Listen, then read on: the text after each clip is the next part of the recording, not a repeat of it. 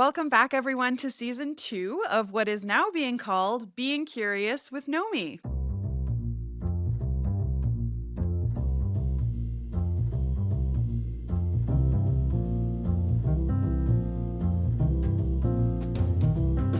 If you've been with us since the beginning, you know that we love talking about self-awareness, being curious, and personal growth. And since each of us has our own backgrounds as coaches, therapists, and humans, a big part of what we do here at Knomii is to embrace new perspectives. So in season 2, we are doubling down on that. Each episode may look a little different. In some, we'll explore challenges from listeners. In others, we may talk about what's piquing our interest or something that we're reading. But you're sure to experience new things, explore what matters to you, and, of course, be curious alongside us. I'm Madeline, a certified professional coach with Knomii, and I'll let my lovely co-hosts introduce themselves. Hi, I'm Cynthia. I am a Knomii coach and licensed mental health counselor. I'm Maggie. I am a former teacher turned coach. I have a question for the two of you to kick us off, which is, what is your North Star?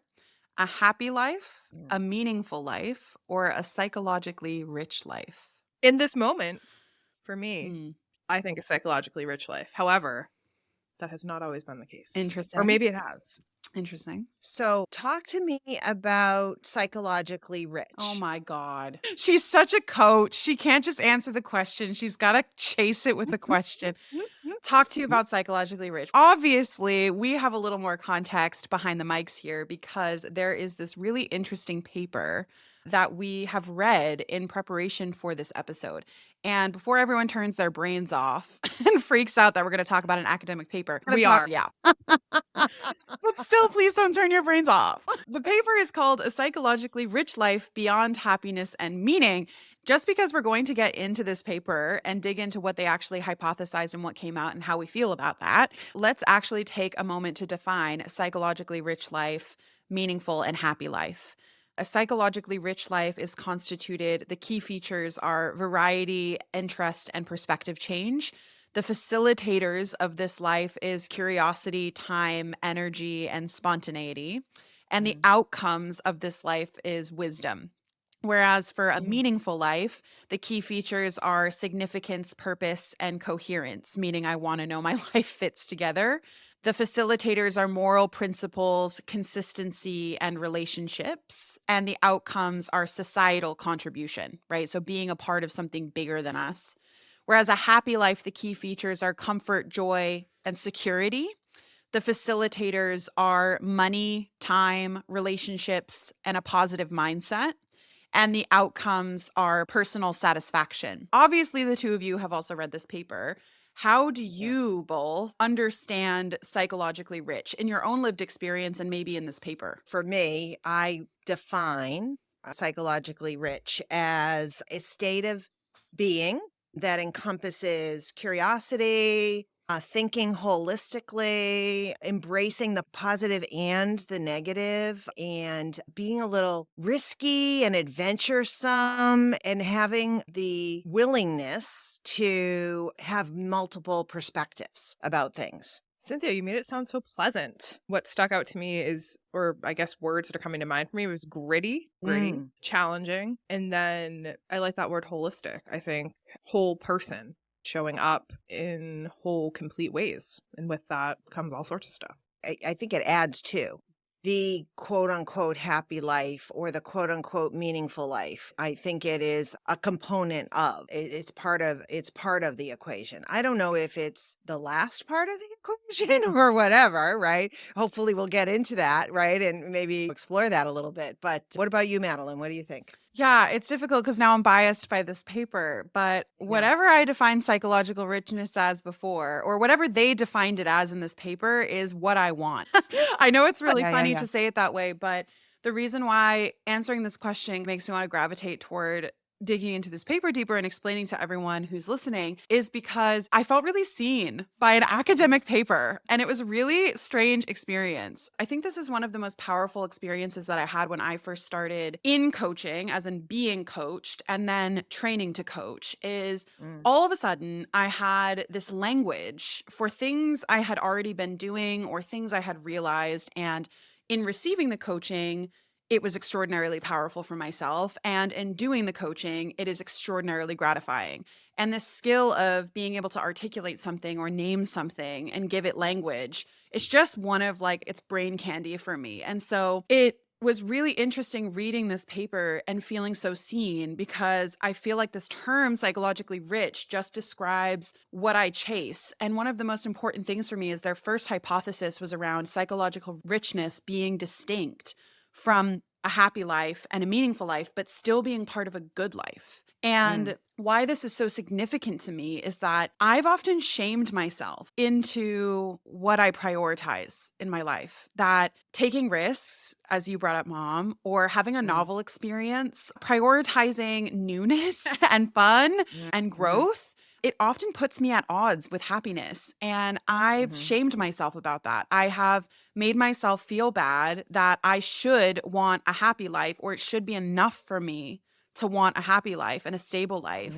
And why can't I just want that? Do I really want to burn myself into the ground with these insane levels of stress because what I have in my life right now isn't enough and I always need a new experience? Can't the experiences I have just be enough? It was really grounding to read this paper because it acknowledged something that I've weaponized against myself time and time again, that psychological richness and the desire to grow and be curious and be open and all of these pieces of me that align with the study that has proven that of why I like psychological richness just gave me that language to be like, yeah, I don't always prioritize the happy life because there's something that matters more to me. I'm so happy you had that reaction, because clearly mine was the same. I heard it, I saw it, and then like I instantly sent it to you because I was like, what is this? What is this other option that exists in the world? Because I was a teacher, right? So that was a career that I got into because it has meaning and it has purpose, but like I wasn't necessarily happy, right? So I wasn't hitting the happiness factor. And I also, even though I should have been living this life full of meaning and purpose, I wasn't necessarily doing that either. And it wasn't until I made the decision, like you were saying, to step into the novelty and completely jump outside the box that my satisfaction in life started going up, even though from the outside looking in, I ran away from stability and like these other things. Yeah. And I didn't realize, like you said, until I read this paper and I had the language for it. I'm like, I ran into the arms of psychological richness. Yeah. And here we are. It's really interesting because when I was reading the paper, I was thinking about the pitfalls and the dangers of these binary things. We get told a lot of times, don't we? Or at least that's what I got told, is that I had to pick meaningful life, purposeful life, or happy life, or secure life, or whatever. And for me, when I read this paper, it gave me a breath of fresh air going, no, I don't have to pick one or the other. It's once again about the and. I get to have all of it in at different times, at different degrees. And that's what fulfillment is, or this encompassing term of well-being, at least for me. Yeah, I really do invite everyone to go out and read it. But we're already in hypothesis one. They predicted and proved within the confines of their paper that psychological richness is related to, but distinct from, happiness and meaning in life, meaning that you can have all of them. Like you can have a psychologically rich and happy and meaningful life, but they are distinct from each other. So some of the studies they did were around the actual correlation between them as well. And I found it so interesting that they not only did it with live samples and self-reporting, but they also looked at obituaries. That I was know. so That was cool. interesting. I love that because I feel like, A, because it was entertaining, but B, because I feel like there's always this practice. I've done it with clients, right? Where you're like, what would your obituary read? What Yes. would you want in there? And then I'm like, oh, here it is, like being studied. So Right. even more the reason to do that practice. Absolutely. So that we're not leaving it behind a curtain. What they found when they Yep. read the obituaries, and I also, great study because they looked at more than one place. So they looked at the New York Times and they did a study on their obituaries and coded them. So people who weren't aware of the terms they were using to define things as happy, meaningful, or rich, coded them to see where they landed. And then they were like, hey, the people in the New York Times, they're really exceptional human beings. So let's go to a random newspaper. So they went to a Virginia newspaper and they coded those. And then they also went to a Singaporean newspaper and coded those. And the results were similar, which is that they were distinct. These three things were distinct from each other. And that also some of the people, a lot of the people, had psychologically rich lives but were very unhappy. So there was like a negative correlation between the more psychologically rich their lives were, the unhappier they were in some ways. And I found that really funny. I did too, but spot on. Right. Which is really interesting because I've seen a trend through my lifetime of people striving for this happy.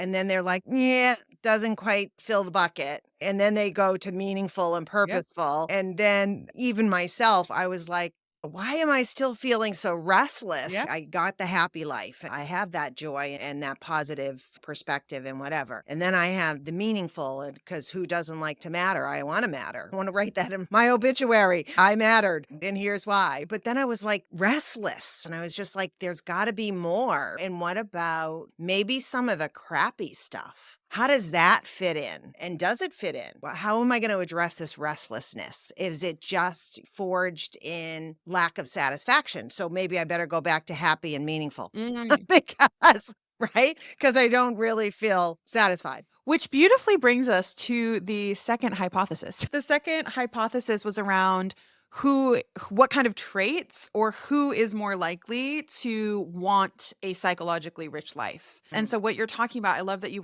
use this word restless. And I would actually say that restless is a symptom, more of a symptom. But what would you say was the root cause of your restlessness? What did you want? Adventure. New experiences, learnings, growth, what I consider growth, curiosity. I wanted to be curious and in awe, and I wanted things to just wow me, and I wanted aha moments and all of that kind of stuff. I didn't want to feel stagnant or bored. I think when I get restless, I'm also craving the same things. And it was interesting as I was reading this because I was like, oh, like there's judgment popping up for me as I'm reading this. Because I'm not a world traveler, but I crave adventure. And so I was like, can I want this psychological richness? Should I be running around traveling the world more? But then the more I read, I was like, oh, no, you can scratch that need in smaller ways too, versus just jumping on a plane and traveling to this far off place. There are ways to get doses of this richness and this adventure, even just in the most ordinary activities. And it's, oh, okay, we're back on. I belong in this pile still. Yeah. Yeah. And I think this also speaks to that relationship again between wanting things that are going to stretch you and be psychologically rich and wanting happiness at the same time. When we access our self-awareness, we can create the win-win. We can create the win-win between things like happiness, meaning, and psychological richness. Because in reality, going across the world and the sacrifices that might be needed for that at this stage in your life, it might take a serious hit to your overall happiness in life, which has consequences. Exactly. Only one of these in an extreme is going to have consequences. If you just pursue what is defined as a happy life and all about your own personal satisfaction, you might be a little bit of a dick. There's consequences to all of them. There's consequences personally, and there's consequences on the people we want to connect with. And we don't have to always be doing any of these in the extreme. That's just, we like to go there, but yeah, it's back to that binary thinking. Exactly. Right. It has to be all or nothing. Yeah. Exactly. Which I can give a personal example of the pursuit of psychological richness and extreme misery. And it was a little necessary in this case, so I'll give it that caveat. But last weekend, I assisted in a coach training course. The one that I trained in, I basically went back and assisted in it. I cannot sum up that weekend. Everyone asked me how it was, and I did not know how to answer them because in some ways it was the most painful, the most isolating, the most heartbreaking weekend I've had in a really long time. Not just weekend, but like cognitive state. I don't think I've been that sad in a long time. And at the same time, on the other side of it, the psychological richness and awareness that I have gained from that weekend is 10 times more impactful on my life than most of the things I've done in the past 6 months. This perfectly explains that sensation. I gave it a metaphor where I said it's like I had this really painful experience that took me out of my own body. If my body was a house, when I came back into it, it's like someone had cleaned the house.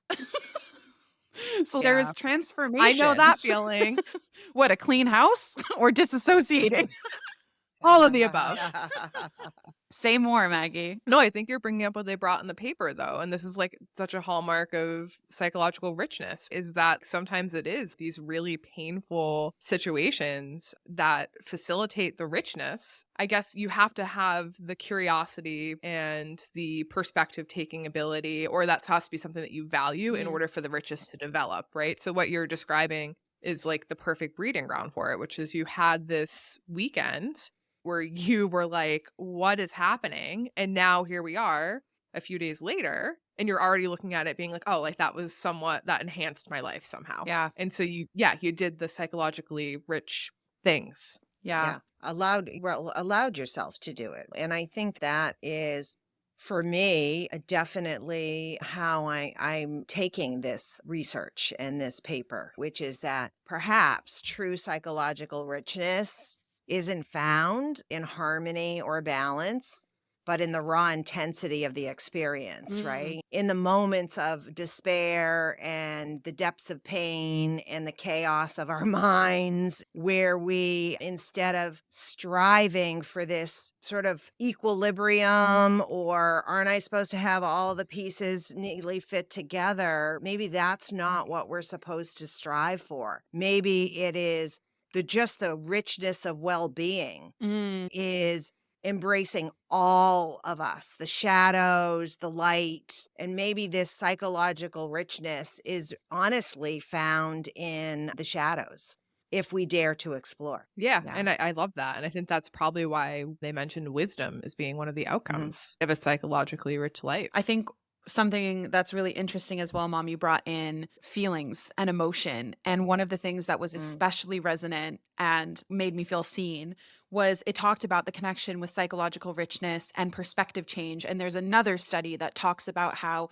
when we have perspective change, we almost have more intense emotions. Yeah. As a result, they found that individuals with psychologically rich lives experience both positive and quote unquote negative emotions more intensely. Whereas people who were leading a happier, meaningful life experienced positive emotions more intensely, but negative emotions less intensely. And I think this is where a lot of shame came within myself, was that because my highs were extraordinarily highs, they are when I'm in this rich space and it connects with my joy, it is a high. But that intensity, because of my nature, it also brings the lows lower. And so that's why part of me was like, why can't I just want a happier, meaningful life? Because I feel like I shouldn't feel negative emotions. And I'm saying negative because that's what they use in the paper, but sadness and anger, I shouldn't feel those things so intensely. If I were truly happy, I would focus on the happy ones and almost like not feel the negative ones. We tell ourselves the most crazy things. I sit in my office, right? And people come to me and their number one ask is, please help me get rid of the following emotions: anger, anxiety, envy, jealousy. And I'm like, why would we want to get rid of those? Right? That's I've never had that request come out of my mouth. I don't know what you're talking about. Right? Maybe they're not the problem. Maybe they're actually the solution.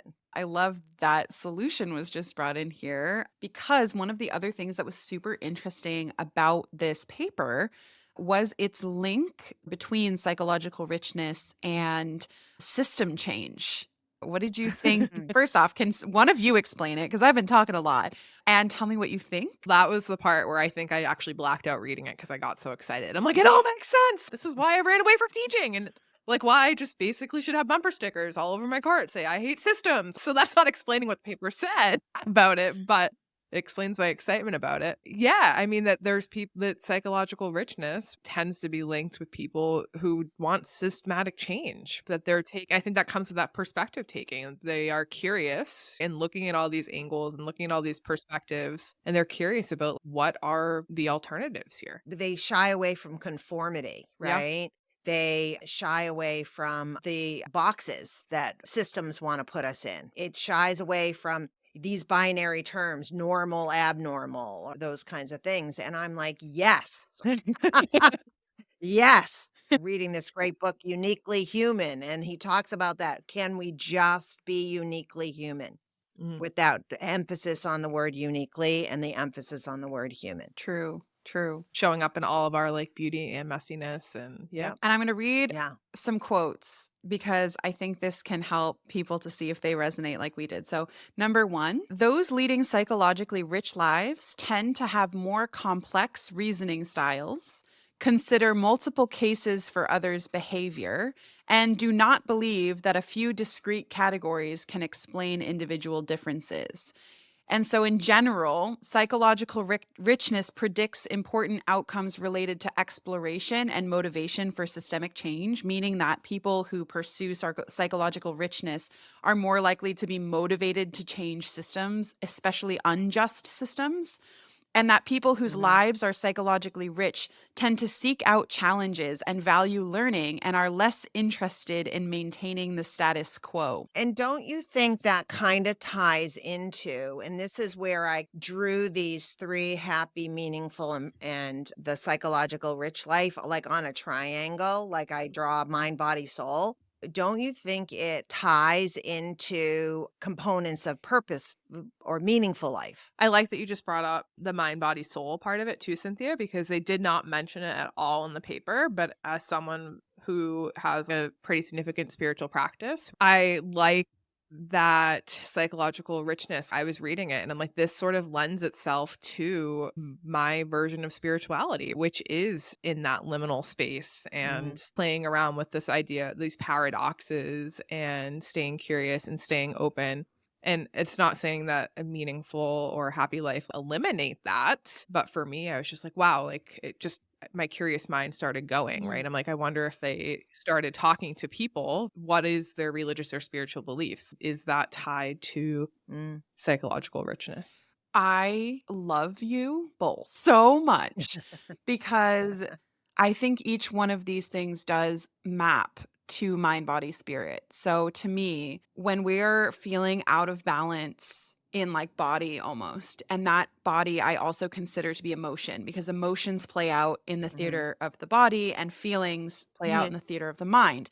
And so when we are out of balance in our body, I think we focus ourselves more on a happy life because we are feeling unsafe and unstable. And so, what Right. they articulate as being a happy life and personal satisfaction and like social safety and money, which is very correlated to a happy life, it has to do with Yeah. security. So, to me, the Right. body part of mind, body, spirit is associated with happy life. The mind part, when we're feeling out of balance in our mind and making sense of things and feeling valued and like the feeling space, not the emotion space, but the feeling space, and wanting to put our complex pieces together and reconcile that complexity and what have you, and be a part of something bigger, that I think actually is more the mind space. And then, Maggie, as you just beautifully Mhm. articulated, this psychological richness is a spiritual pursuit. It's that growth and stretch because part of the Mhm. stretch process is being able to vision where we are now and where we can be and like stretch to find that and Mhm. have faith in the thing that isn't there yet, which is inherently a spiritual practice. And so I think that when we are truly in balance with mind, body, spirit, we are in balance with happy, meaningful, and psychological richness. And when we feel ourselves drawn in the direction of one or the other, it might be because in that area of our lives, we are feeling lack. So when I'm Mhm. really leaning myself into psychological richness without judgment and with priority and urgency, it's usually because there's something spiritually missing in my life. And the Mhm. same goes for when I'm leaning in a happy life. When I'm in crisis about money or my finances, I am 100% focused on my happiness, without a doubt. Yeah. The developmental psychologists touched upon this. Eric Erickson and Dan Levinson, they both touched on these stages of life where you could insert happy, meaningful, and psychological richness in age categories. That developmentally, it's not till about 30 that you really have the fully developed brain as well as life experience, perhaps, right? Because they do talk about experiences Check in, check. 30 in right. life experience. I'm good. Yeah, that's when maybe that longing or that desire is opened for exploration and for incorporation into our lives. What came up as well when I was reading this and thinking about the stages of life, and we touched upon it a little bit earlier. Maggie, actually, one of the first things you said was right now in this moment, it's psychologically rich, but I can tell you that in the past, I've prioritized something else. Yeah. And one of the findings was that when they looked at whether or not people wanted this, because that was part of what they decided they were distinct, they figured out who were these people, but then they were like, people actually have to want this in order for it to be constituting a good life, because that's the whole thing is happy and meaning were whether or not you considered yourself to have a good life. So they were trying to make a case for psychological richness being something that people constitute as a good life. And so part of that is, do you want this? And what the findings were across all of these countries were that it was a minority of people. So it was there. People did want it, but it was by far the minority. So number one was happy, right? Obviously. Number one was happy. Number two is meaningful. And number three, while it varied in what percentage, which was a minority desire, was psychological richness. So it was present, it was significant enough to prove, but it was still a minority. And this caused me to think about the relationships in my life and how, because a minority of people want psychological richness or prioritize it, because that's what people in the study were forced to do. They were forced to choose one, which is not necessarily what you have to do in life. But we focus on one thing at a time usually. We think we're multitaskers. We are not. But if the minority of people focus and choose the psychologically rich life, I had a pang of loneliness because I was like, oh, I think that's it. I think that's why some of my relationships feel empty or have felt empty, because I'm striving for psychologically rich. And that's my North Star, even when the other things are important to me and I need balance in them. And I'm surrounded by a lot of people who prioritize happy. I'm going to challenge that a little. I don't think they prioritize it, Madeline. I think they choose it and they stop because of fear. Yeah, I agree. Because in order to have this richness, we really have to be able and willing to embrace the chaos, the contradiction, the open mind, open heart all the time, and even the suffering. Yeah. I like that you just said that, because I think at the start, I think that's why I used the word grit, like gritty. And I think that, like I said, I want to lead a psychologically rich life now, but I know totally, hands down, when I was letting fear win out, I was pursuing happier, meaningful as my North Star. And so I don't think I realized it at the time, but there was a point, I think, where I was at a crossroads where I was like, no, we're going down the psychologically rich path. Yeah. And there's stuff that comes with that. There's consequences. Yeah, it's true. It's true. Yeah. But there's also rewards, right? Yeah. And I think that now, like, I can't look back. I think that now that I have pivoted in this direction, and I can tell you, I have less money in my life than I ever have. I have less security in my life than I ever have. But my satisfaction in life is higher than it's ever been. So again, like, just the contradictions are just wild. Yeah. And it doesn't mean it's easy, right? I think that's it. Some ways it's really freaking hard sometimes. Well, that's the other thing, right? I think some people shy away from it because it, in their minds, constitutes work. And so if we can just be satisfied with the first two, then our work is done. Yeah.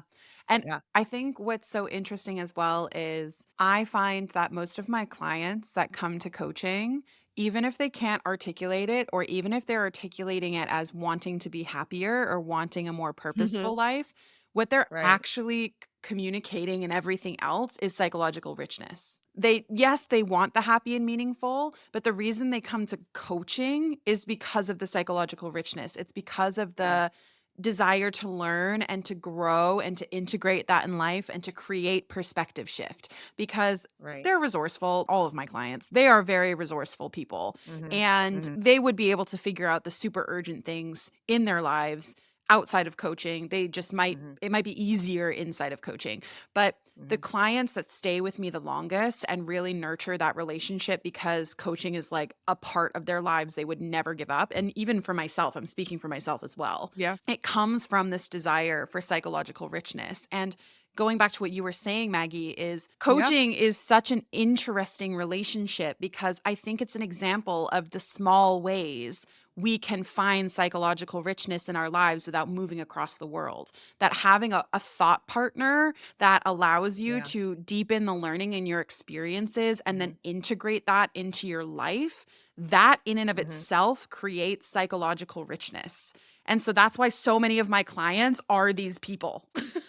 Yeah, yeah. Mhm. I mean, we literally were just talking about that yesterday, Madeline, Mm, right? Once you get a taste of that, it's just so Right. indispensable yeah. having Right. that partnership. In counseling, especially CBT counseling and other modalities of counseling, not so much psychoanalytic because that's really steeped in diagnoses and problem solving. But cognitive behavioral, once again, mind, body, spirit, is the same approach. It's what can we learn about all of the parts of us that can add to this richness? And then how can we look at the negative and positive, if we're going to put them in buckets, emotions, feelings, thoughts, whatever, and maybe none of them are the bad guy. They're all just informational. We could probably talk about this paper for forever and ever. But before we close, I would love to just ask the two of you and myself, is there anything else about it that brought up a thought or something you just wanted to share that it inspired you? I laughed for myself yesterday because now I'm like looking and I'm walking around the world and I'm like, how I'm asking myself, how am I pursuing psychological richness? What a question, right? Of a psychologically rich person. But I think it took a little reading between the lines, but I just want to reiterate. I think that there's little ways that we can do it every day. Even sitting on my couch last night, I chose to watch a documentary instead of a reality show. And I think that that is just exercising the ability to look at different perspectives and just have our own challenged all the time. Mm, I just had an experience where I went on, let's call it a trip of a lifetime vacation. And because of circumstance, it didn't materialize as planned. I was faced with this sort of, I'm going to call it transformational opportunity where I could take the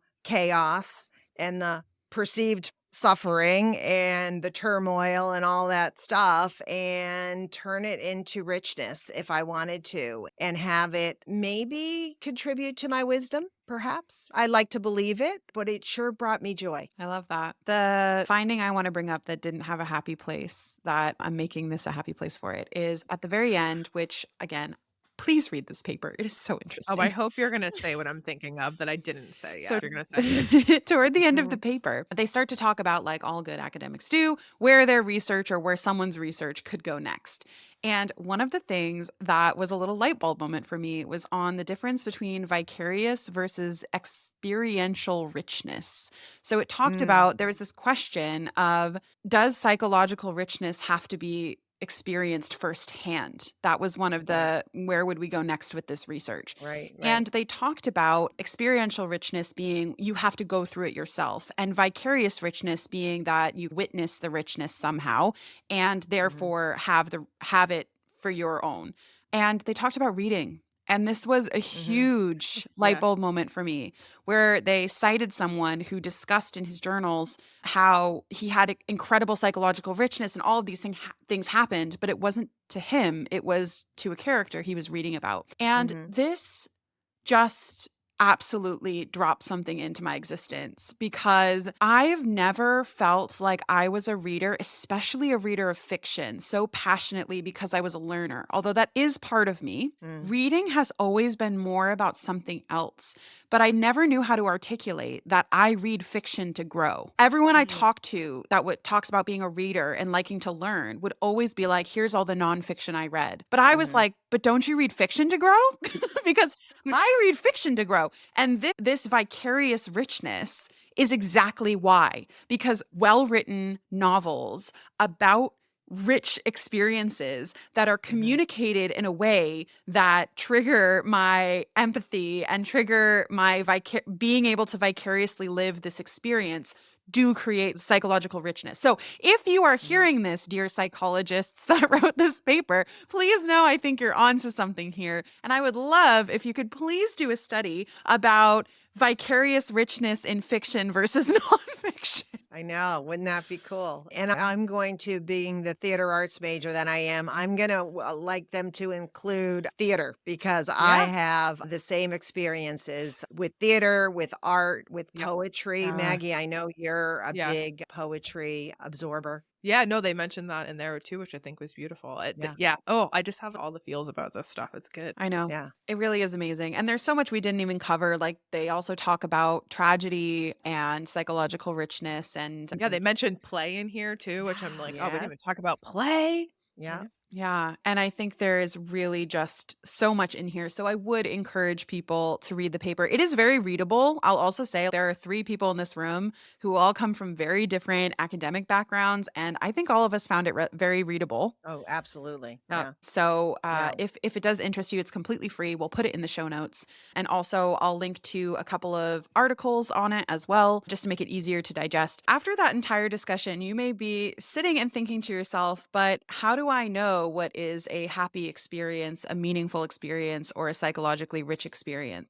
And if you're sitting in that seat, this is a little exercise you can do. It's actually modeled off of the experiments that they did in the paper.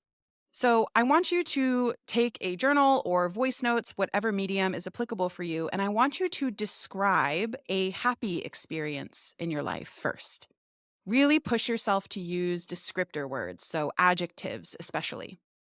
Then I want you to describe a meaningful experience for you. How do you interpret meaning? And what was that experience like?